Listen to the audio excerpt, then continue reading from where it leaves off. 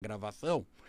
Boa tarde, boa noite, bom dia, enfim, de qualquer maneira, muito obrigado de ter todos vocês aqui conosco nesse nosso encontro semanal no Professor Zainag Entrevista, que é um oferecimento do meu núcleo de ensino, né? O núcleo Zainag, onde você pode me contratar ou fazer um curso, até por via internet, ou me contratar para fazer uma palestra na sua empresa, no seu escritório de advocacia, enfim. Mas vamos ao que interessa. Gente, hoje, como eu disse nas redes sociais, e para o pessoal que está no meu mailing do WhatsApp, a gente tem um assunto muito sério. De vez em quando a gente tem uns assuntos. Todos os assuntos aqui são legais, mas hoje é um legal e sério, porque nós vamos falar sobre depressão. E para isso, eu convidei um médico que é meu amigo, Dr. Alain Campos Luciano, acertei, né? E apesar dessa cara de menino aqui, ele é menino, mas é professor de psiquiatria e é um grande psiquiatra e ele vai conversar com a gente. Em primeiro lugar, muito obrigado você vir aqui. Eu fico muito feliz de conhecer pessoas que se dispõem sempre. Eu não tenho a mínima dificuldade com entrevistados e você é uma das pessoas, você sabe que eu te admiro muito, né? Então, muito obrigado por você estar aqui. Boa tarde, Um Domingos. pouquinho para Muito cá. obrigado Aí. pelo convite. O prazer é meu, é uma honra estar aqui e poder conversar um pouquinho com vocês sobre algo que eu acho tão importante, gosto tanto de entender e tentar ajudar. Boa tarde a todas as pessoas que estão aí nos ouvindo, nos assistindo no YouTube. Espero que seja um bate-papo aqui que possa trazer informações importantes sobre esse tema. Meu amigo, num passado não muito distante, né? As pessoas falavam que quem era deprimido, você acho que aprendeu nos livros, não sei se você viu na prática. Como eu sou mais velho que você, eu tenho, não vou dizer o dobro da sua idade, mas pelo menos uns 25 anos a mais. Eu olho para trás, eu vejo parentes, conhecidos que tinham lá uma tristeza que não era bem uma tristeza, que hoje eu entendo na minha função de leigo aqui, que era uma depressão. As pessoas falavam, nossa, cara aí é doente mental, acho que ele é louco, acho que ele está possuído. E outros falavam, não tem força de vontade, isso é falta de Deus. Me fala um pouquinho disso, né? Como é que Sim. você viu tudo isso? Sim, infelizmente, apesar da diferença de idade, eu acho que eu vivi isso e a gente está ainda trabalhando. Acho que está muito diferente do que já foi umas décadas atrás, mas a gente ainda está trabalhando para tirar cada vez mais esse estigma. E sim, é triste que esse é um dos principais problemas ainda hoje do que gera a gente não reconhecer transtornos psiquiátricos, transtornos depressivos. E a partir do momento que você não reconhece, você não trata e você perpetua sofrimento, você perpetua disfunção em quadros que você poderia oferecer uma outra condição e ter uma perspectiva de vida muito diferente. Então, e essas pessoas também lá no passado, elas sofriam muito que elas não entendiam esse sentimento, né? Que essa sensação de tudo tá ruim, de olhar para o céu azul e enxergá-lo cinza, não é? Sim. E não entendiam, porque não tinham nenhum tipo, digamos, de incentivo a buscar, e não falavam isso nem para o médico, né? Tinham até vergonha. Sim, e você sabe que essa característica que você falou é uma das mais específicas da depressão, porque é o que dificulta o reconhecimento pela própria pessoa. Essa característica que você falou, e às vezes, comumente eu uso isso para exemplificar, é como se a pessoa deprimida tivesse com um óculos, com um para-brisa de carro sujo. Hum. Você não consegue ver com clareza o mundo ao seu redor, ou seja, você não consegue ver as opções com clareza e dificilmente você toma decisões com clareza. Por isso que, é difícil a pessoa deprimida, às vezes, reconhecer que ela está deprimida por essa baixa percepção do que está acontecendo. E dois, a gente recomenda que pessoas com estados deprimidos não tomem decisões importantes na vida, porque vão ser decisões com essa ótica, com esse óculos sujo, sem a clareza Então, por real. exemplo, o cara, né? A pessoa está. É que aqui é bem informal, vocês sabem, né? Que aqui é um negócio que eu aprendi na faculdade de jornalismo, uma conversa particular em público. Mas a pessoa que está deprimida, aí tem lá um namorado, uma namorada, um companheiro, enfim, que ele até não gosta muito, fala, mas acho que eu vou me casar, que aí já melhora. Não é o momento de casar quando você está deprimido, né? Eu acho que dependendo dessa resposta, tem muita gente aí que vai ficar achar ruim a resposta e ficar contrariado. Mas isso em todas as decisões da vida. O momento que você está deprimido não é o momento de você tomar decisões importantes. Isso envolve casamento ou descasar também. Também. Eu ia falar isso. Antes da gente continuar, vamos lá, pessoal. Quem quiser fazer perguntas, é só ligar aqui, né? 3171-0221. 3262-4490, ou você que está acompanhando aqui pelo YouTube, mandar aqui no chat que eu leio e falo aqui pro Dr. Alan. É Alan ou Alan? Alan. Alan, eu sempre falo Alan, que eu acho mais chique, né? Porque isso é um baita americano. O Alan. Então, mas sempre falei Alan, sabia? A maioria chama de Alan, não tem problema. Não tem problema, né? O que não pode é falar palavrão. Bom, me deixa para brincadeira. Me diz uma coisa, você falou que a pessoa não deve tomar atitudes estando deprimida. E por que é a história de fazer compras e fim de vida?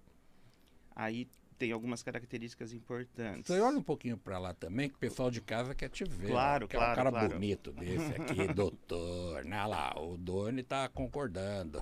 Opa, gentileza, mas o que acontece é assim, na depressão a gente tem várias características que a gente pode falar daqui a pouco propriamente dito sobre cada uma delas, mas uma delas é a dificuldade de conseguir prazer, de obter prazer.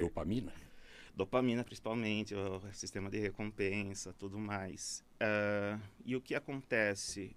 Diante de um sofrimento, ausência de prazer, a pessoa pode adquirir vias alternativas de obtenção de prazer fácil, de obtenção de liberação de dopamina fácil. Pode ser ela por comer coisas gostosas e por isso que às vezes a gente tem um ganho de peso na depressão. Pode ser por via de compras, ainda mais facilitado na nossa sociedade com esses aplicativos de compras que num instante você vai lá e fecha a compra. Isso gera um prazer momentâneo, de curta duração, mas de algum modo é algum prazer para alguém que não tem tido prazer nenhum. Outro ponto que eu acho que daí é mais importante ainda para a gente considerar são estados depressivos associados a quadros de mania, bipolaridade. Eu ia perguntar isso agora, a diferença entre a depressão e o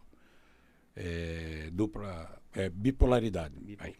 Sim, então vamos lá, vamos pontuar primeiro a diferença e eu acho que tem um aspecto importante ao falar de bipolaridade, que normalmente, em termos gerais, a sociedade sempre tende a falar essa pessoa é bipolar, se essa pessoa estava tranquila e daqui a pouco ela ficou irritada, já mudou de comportamento, as pessoas tendem a falar, essa pessoa deve ser bipolar, isso é bipolar. Não, bipolaridade não é isso, tá? Isso pode ser reatividade emocional, hipersensibilidade à reatividade emocional, baixa tolerância à frustração, são características de personalidade na maior parte das vezes, tá? Na maior parte das vezes. Tô aqui já pensando um monte de coisa. Normalmente é assim, né? A gente vai... vai associando. Deixa eu só fazer um negócio aqui, se não esqueço, porque o ouvinte internauta tem prioridade. Muito obrigado, viu, Edson Jimenez, aqui pela mensagem, está dizendo que é um ótimo programa, ótimo assunto aqui para o nosso convidado. Então, por exemplo, eu estou pensando numa pessoa, porque tem gente que num dia está bem, no outro dia está ruim.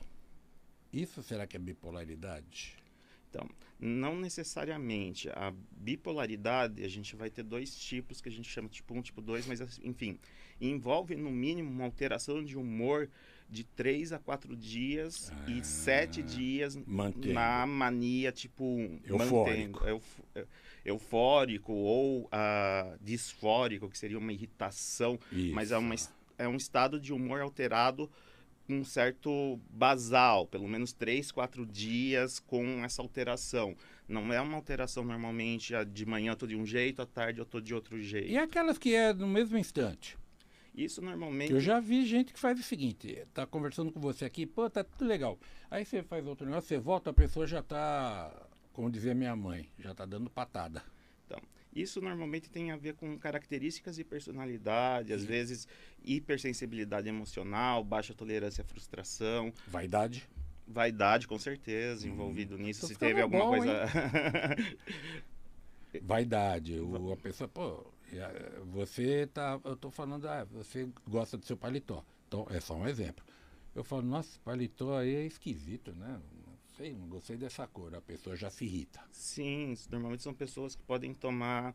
ah, Tem uma tendência a se sentir ofendido, qualquer Qualquer característica. coisa se E ofende. daí tende a trocar de humor assim mais repentinamente.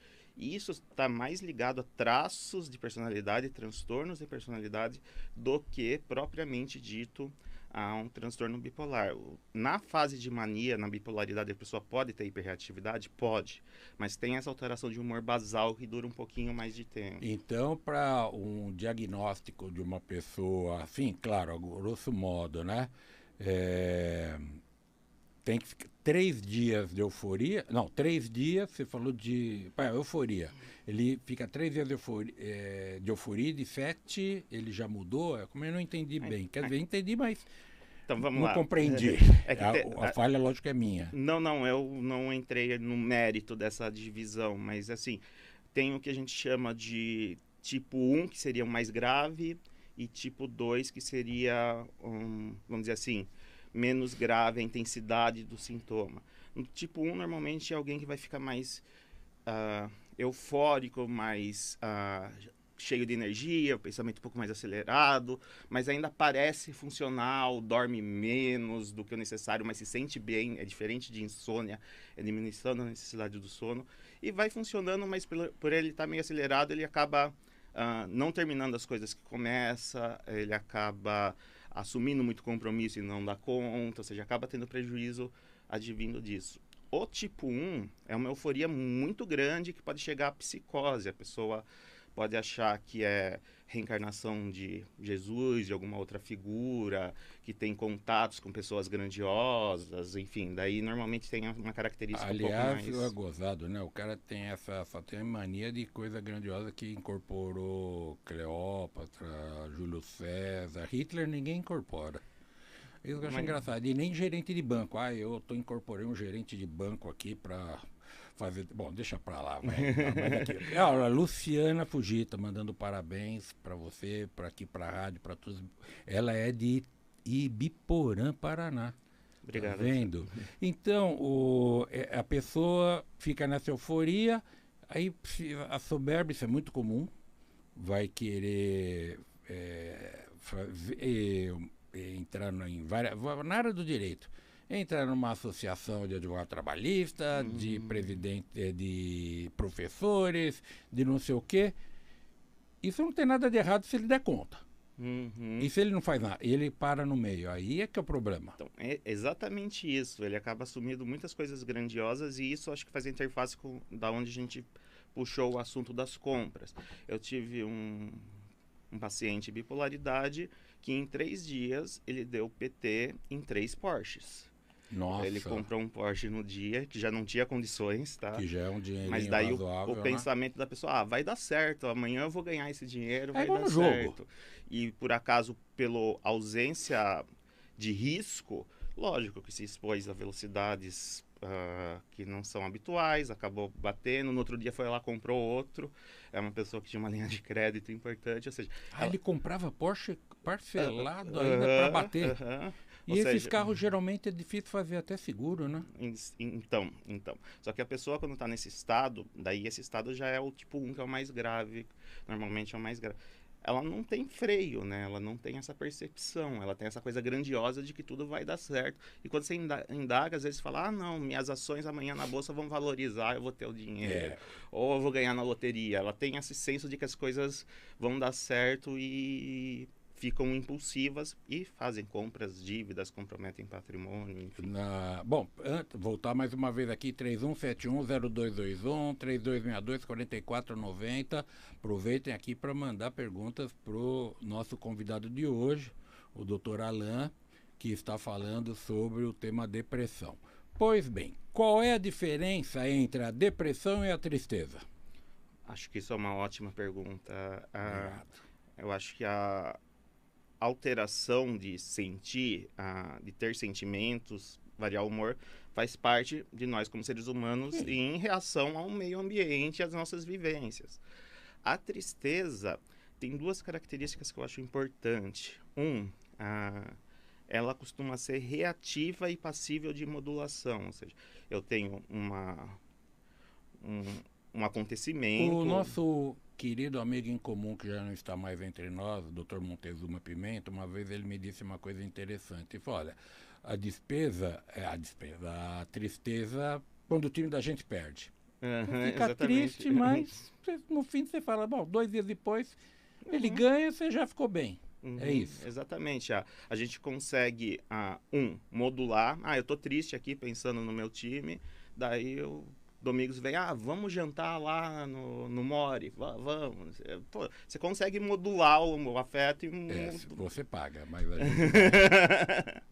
isso, né? A duração, normalmente a gente tem um tempo médio que até 14 dias a gente chama de não patológico. Tristeza persistente a partir de 14 dias, daí já é um sintoma depressivo. Tá. Então se o time dele perdeu e ele ficar um mês triste, sem comer, a derrota do time foi o que desencadeou. Então, é um sintoma depressivo. Só isso não vai fechar a depressão, mas não é normal, já é algo sintomático, já é algo alterado. Mas o que fecha então a depressão? A depressão, a gente tem um conjunto, o diagnóstico de depressão, acho que é importante deixar claro, diferente de... Você conhece o Diego Barbosa? Sim. Estou te mandando um abraço, falou que você é um excelente profissional. Ele é de Sorocaba. Sim, é um grande colega de infância. Um abraço, Diego, e todo o pessoal aí da Poxa, obrigado, Sorocaba. Viu, Diego, você acompanhar a gente aqui. Sorocaba é onde eu tenho um cliente meu mais antigo, desde 86. Eu adoro Sorocaba. Caramba. Bom, e aí, cara, como é que é agora a depressão? Tristeza, a gente fica com esse exemplo para o ouvinte internauta entender. Ótimo. Time perdeu, ficou chateado um tempo, você tirou nota baixa na faculdade, ficou em DP, fica assim. Agora a depressão. A depressão, então. Primeiro que o diagnóstico de depressão, a gente não tem nenhum exame específico, não tem uma ressonância, uma tomografia, um exame de sangue que vai falar, isso aqui é depressão, isso não é, tá? O diagnóstico é clínico. Sendo clínico, a gente vai ter que caracterizar sintomas que a pessoa está apresentando. E pode variar muito, tá? A gente fala em depressão, a gente tem subdividido alguns grupos de sintomas, são basicamente 9 sintomas principais para o diagnóstico, tá? Desses 9, a gente tem que ter 5, sendo um deles, um dos 2 principais, que eu acho que eu gostaria de enfocar aqui. Pode falar, sim, o ouvinte quer saber. São 9, se você lembrar de todos os 9, claro, vai saber, claro. Né? O cara é professor, a pergunta é um idiota, né? Então vamos lá.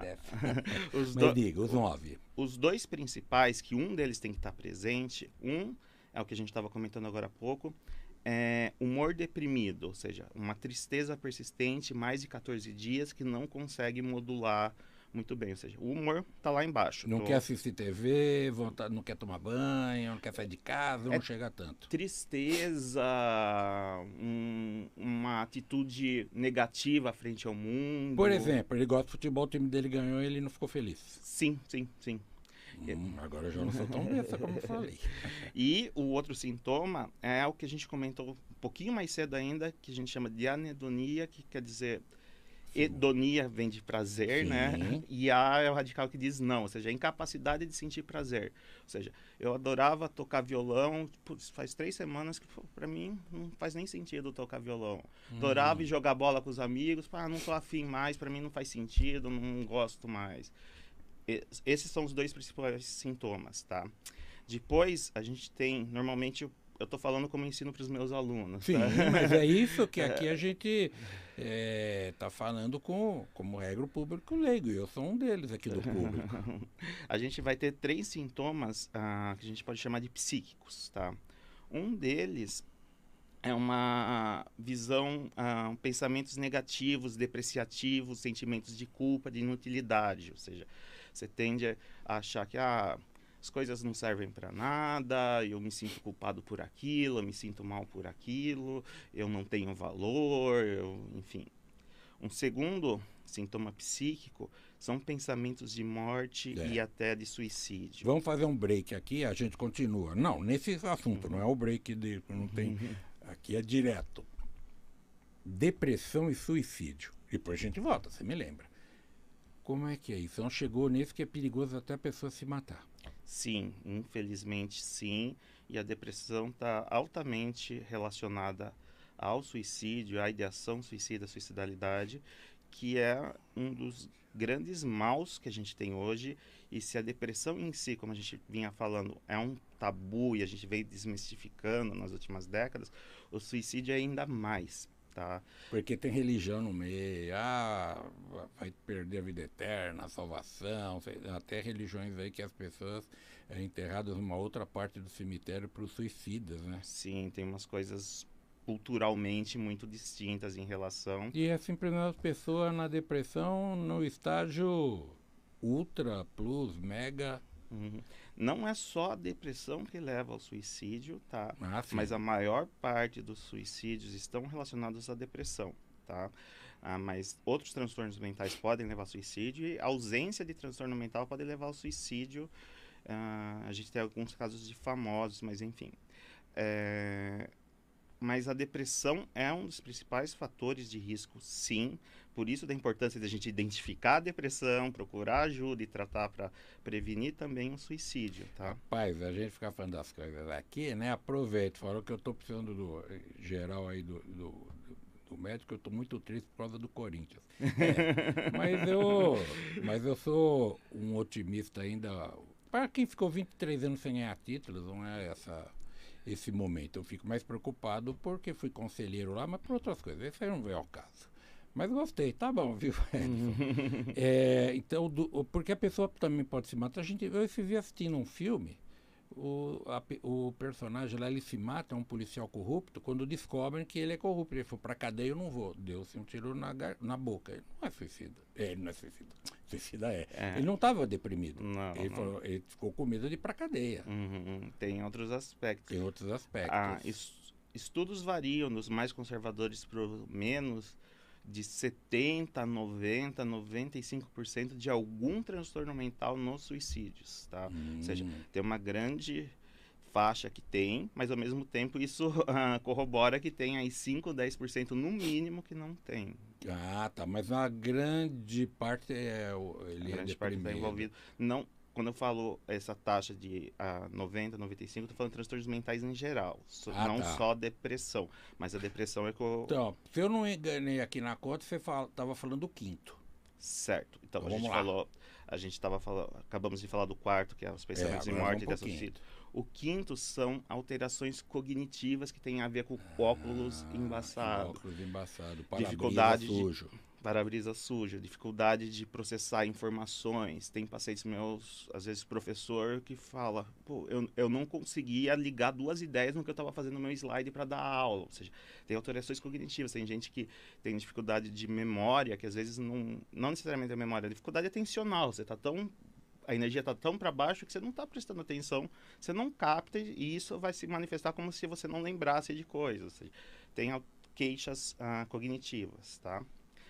E a gente entra no último grupo, que a gente vai ter 4 sintomas que eu chamo de vegetativos somáticos, que daí vai se manifestar no corpo. Alterações do sono, para cima ou para baixo, ou seja, muito sono ou insônia, tá? Alterações do apetite, também para cima ou para baixo, não quer comer nada ou quer comer demais. Naquele mecanismo que a gente comentou mais cedo, tá? Psicomotricidade, ou seja, a pessoa pode ficar lentificada, com movimentos mais lentos, às vezes eu pergunto alguma coisa, a pessoa demora. Então aquilo que a gente estava falando, você vê que tem uma certa lentidão. Ou agitação, principalmente nos casos ligados à bipolaridade, como a gente falou. E o quarto desse grupo, e nono, último geral dos sintomas que trazem o diagnóstico, é a energia baixa. Falta de energia. É aquele que não quer nem tomar banho. Aquele que não consegue sair da cama, que não tem drive para começar nada, para não fazer nada, nem para tomar banho. Não quer brincar com os filhos. Olha, você vê aqui, passa rápido, eu tenho que fazer uma pergunta. Tem de tomar remédio? Se tiver na depressão. Não necessariamente, tá? As depressões, acho que até pelo que vocês entenderam do que a gente falou de sintomas aqui, nem todo mundo vai ter a mesma depressão. Tá. Eu posso Mas ter... quando diz remédio, até porque tem que procurar um médico, né? Que não Sim, consegue comprar. todos precisam procurar um médico e procurar ajuda. Agora, tem uma coisa que eu acho que é importante, que às vezes as pessoas chegam às vezes no meu consultório morrendo de medo. Ah, eu nunca vim no psiquiatra, eu vou tomar O remédio, eu tenho preconceito. problema. Sim, eu tenho vários pacientes que eu trato sem remédio, tá, Domingos? Sem eu remédio sei, nenhum. conheço você. Que é só na psicanálise, no papo. Sim, na psicoterapia, na alterações de mudanças de estilo de vida, casos leves, ou que a gente identifica um fator desencadeante, um manutendor importante, a gente pode mexer nisso primeiro, e às vezes isso é o suficiente, a gente consegue reverter muitos casos sem medicamento, mas às vezes sim, eles são necessários e eles não são permanentes, e são a pessoa normalmente que precisa do medicamento, depois normalmente acaba agradecendo e vendo que, pô, era uma besteira o preconceito que eu tinha, e isso aqui mudou minha vida, e enfim. Meu querido Alan, infelizmente nosso tempo já até estourou um pouquinho. Eu quero te agradecer muito. Você quer deixar... falar do seu livro, né? Que tem lá na Amazon. Ele tem um livro que se chama Compreendendo o Suicídio. Compreendendo o Suicídio, Dr. Alan Campos Luciano. Que você só entra na Amazon, coloca lá Alan Campos Luciano, você chega ao livro. Quer deixar algum telefone, quem quiser falar com você? Eu gostaria de orientar qualquer pessoa que estiver em algum sofrimento psíquico procurar um profissional de saúde, e eu fico à disposição aqui para tirar dúvidas, comentários, e qualquer coisa o contato da nossa equipe é o telefone 11 97644 9588, responde o WhatsApp, a equipe está preparada para poder orientar e ajudar no que for necessário. Tá bom. Muito obrigado, Alan, pelo seu tempo para nós. A você que nos escutou, nos assistiu, muitíssimo obrigado. Eu espero você a semana que vem aqui em mais um Professor Zanag Entrevista. Tchau. Você ouviu na